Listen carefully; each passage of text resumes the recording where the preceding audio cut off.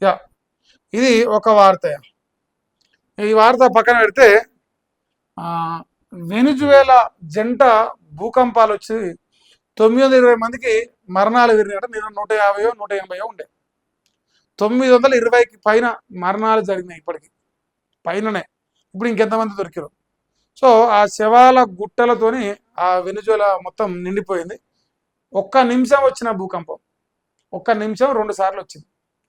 కథం మొత్తం అతలాకుతలం అయిపోయింది. అక్కడ పాపం వేల మంది శవాలు మరి రోడ్ల మీదకి వచ్చేసారు. రోడ్డు పక్కన తాత్కాలిక నివాసాలు ఏర్పాటు చేసుకున్న జనం. 3000 మందికి పైగా గాయాలు జరిగినాయి. శ్మశానాన్ని తలపిస్తున్న దేశ తీర ప్రాంతం. శిథిలాల కింద చిక్కుకున్న ఆప్తుల ఆర్తనాదాలు. తమ వారి కోసం చేతులతోనే మట్టిని కాంక్రీట్ శిథిలాలు తొలగిస్తున్న ప్రజలు.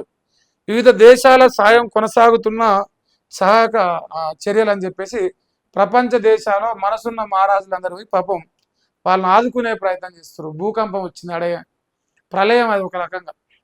సో వాడు చేసిన పాపం ఏం లేదు, ఆడ ఉండడమే ఆడు చేసిన పాపం అయిపోయింది. అది ఏమైంది, నిమిషం గ్యాప్లో ఉన్న ఆ ఏరియాలో ఉన్న భవనాలు మొత్తం కూలిపోయినాయి. ఆ భవనాలలో ఆడోడిన బత్తలు కాబట్టి వాళ్ళందరూ ఆ శిథిలాల కింద వాళ్ళు చచ్చిపోయారు. 10,000కు పైగా మరణాలు బయటపడే అవకాశం అని చాలామంది చెప్తా ఉన్నారు. శవాల గుట్టే ఇప్పుడు ఒక ఊళ్ళో చిన్న యాక్సిడెంట్ జరిగి 10 మంది చచ్చిపోతేనే ఊరు మొత్తం అల్ల కల్లోలం అయిపోతుంది 10 మందికి. అలాంటిది ఒక నగరాలకే వేల మంది ప్రజలు ఇట్లా ఆ శవాల గుట్టలై తేలుతుంటే మరి అక్కడ పరిస్థితి ఎట్లుంటుంది.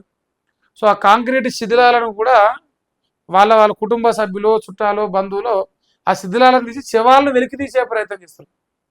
వాళ్ళని కాపాడే ప్రయత్నం లేదు. ఆల్రెడీ 24 గంటలు దాటిపోయింది, ఇప్పుడు దాకా ఏం లేదు కాబట్టి 100% చచ్చిపోయి ఉంటారు వాళ్ళంతా.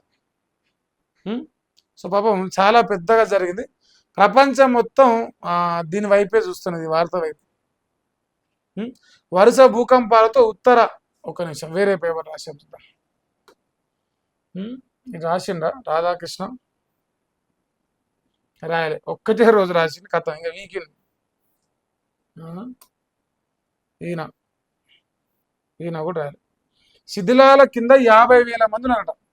వెనిజువేలాలో కొనసాగుతున్న సహాయక చర్యలు. 920కి పెరిగిన భూకంప మృతుల సంఖ్య. 3,360 మందికి గాయాలు జరిగినాయి. ఆత్మీయుల జాడ కోసం అనేక మంది అన్వేషణ చేస్తారు. ఆపరేషన్ అమిస్తాదుతో భారత్ ఆపన్న హస్తమిస్తున్నది. సో భారతదేశం కూడా సహాయ కార్యక్రమాలు చేస్తుంది. ఎవరు ఏం చేసినా 50,000 మంది పైచిలకు ఆ శిథిలాల కింద ఉన్నారు. అందులో ఆల్మోస్ట్ ఇప్పుడు 10,000 సంఖ్య రీచ్ అయితట్టే కనిపిస్తుంది. అంటే రోజులు గడుస్తూ ఉన్న కొద్దీ ఆ శిథిలాల కింద పడ్డ శవాలు దొరుకుతా ఉన్న కొద్దీ సంఖ్య పెరుగుతుంది. ఒకే ఒక్క రోజు ఇప్పుడు 700 మందిని పైన కనుగొన్నారు చనిపోయిన శవాలను. చాలా పెద్దగా జరిగింది పాపం. ఇలాంటిది ఇక మనలాంటి దేశాలైతే ఓ 4-5 ఏళ్ళు కోలుకో ఇంకా. సో అంత పెద్ద స్థాయిలో జరుగుతుంది పాపం.